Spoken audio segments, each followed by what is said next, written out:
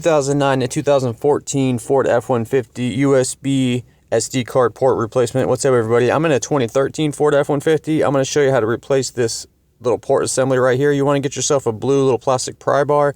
I'll link one below, and maybe a small flathead. You might need it. Take your blue plastic pry bar, and we're going to pop this face panel off. You're just going to go in between this little face cover and then the center console, and just kind of push this in here and kind of work your way around. It should pop the face plate off like this, and you just gently remove it. We'll set it to the side.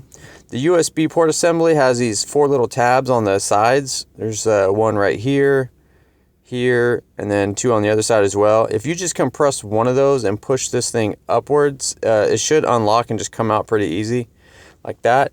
Grab it, gently pull it forward. It's gonna have 2 connectors. You gotta disconnect the connectors right here and right here. They both have a little thumb tab on there. So you're gonna push the thumb tab down and then pull it backwards by the connector. Don't pull it by the wires because you'll break the wires. So just push the thumb tab part down and then pull it backwards. This one's right here like this. Same thing.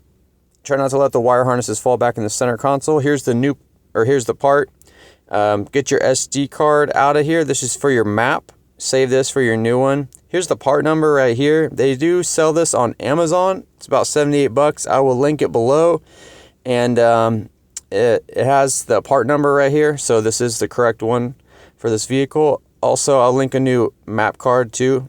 Here's the part number for the map card right on the front of it. So once you get your new one, you want to put your map card in it. And then basically all you got to do is just plug in your 2 wire connectors that were down here. Just plug them straight back in like this. This one has a connector within a connector, so you got to be kind of extra careful and patient with this one.